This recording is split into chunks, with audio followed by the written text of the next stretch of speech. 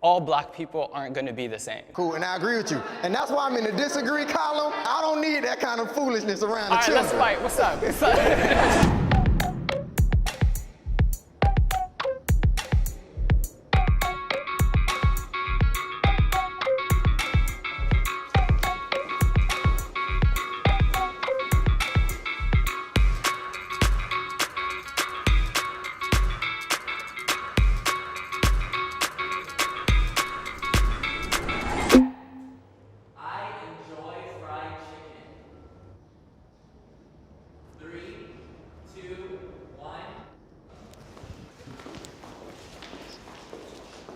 Run over here. I thoroughly enjoy fried chicken. I love it. You know, I understand the stereotypes about it and all that kind of stuff, but I love it. I just don't really like fried food. I'm not really a fan of chicken. I've never ate it, so. You've never had fried chicken? I have had it. I don't enjoy it. I don't really eat fried foods. I try to eat pretty healthy, so. There is nothing wrong with white people wearing dreads. 3, 2, 1.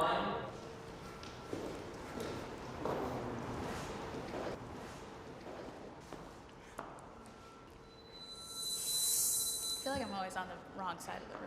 Well, I'm with you. Would you guys be offended if I had dreads, since I'm biracial, since I'm half black and half white? So where is the line? Like if someone's a quarter black? I'm not gonna sit there and come to your face and be like, you're not 100% black, therefore you can't. Like, that's not my place. However, if you're a white person and you have dreads in your hair, it's like, what does that mean to you? And you're not even wearing them right. Like, you don't even wash them. I just don't see how a race can own a hairstyle. To be honest, like, hair is hair. There's all kinds of hairstyles in Africa. I still don't think that, like, a single race group can say, this one hairstyle, nobody else can do it but me. Police target black men and women. 3, 2, 1.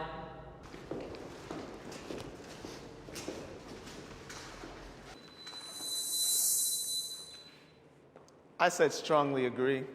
It was created to monitor the minority in the group. Back in the day, it was the Irish, it was Italians, and so it's ingrained into the system of policing. And that's the problem. I think we have to reframe what policing is now. And until we do that, it will always be targeting people of color because that's what it was created to do.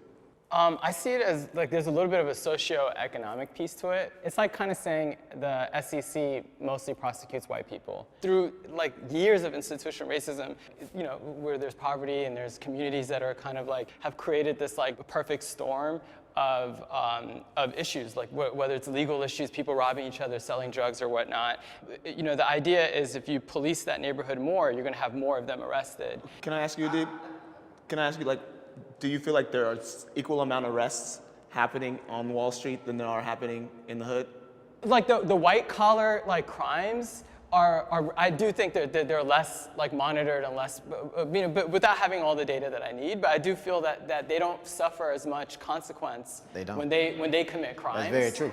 You got to look at the prison industrial complex here too in the U.S. That's huge business. So, and if you look at a group of citizens that have been perceived as no value having to society or whatever, okay, boom, we're gonna push them, we're gonna pipeline them into that system. Yeah, and I also think that, you know, the qualifications to become a police officer are so low, and it's like, my life is literally in your hands, man. Like, if I get pulled over, maybe that will be the day that I go home to be with the Lord, and I think that that's really tough for me because you don't want to be distrustful of the police, but they're so incredibly distrustful of us that it's like, you could literally kill me. My father worked in law enforcement, and he's a black man. So there are some law enforcement officers that don't feel that way. However, I think a lot of it does have to do with fear and the fear of black people. So I think that if we kind of address that fear level and that we didn't portray black people, especially black men, as, you know, big, scary guys, that would change a lot of stuff. I am proud to be black. 3, 2, 1.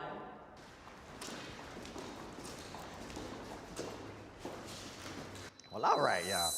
That's what I'm talking about. Hand clap for y'all. Yeah. I'm glad that we all strongly agree. Yeah.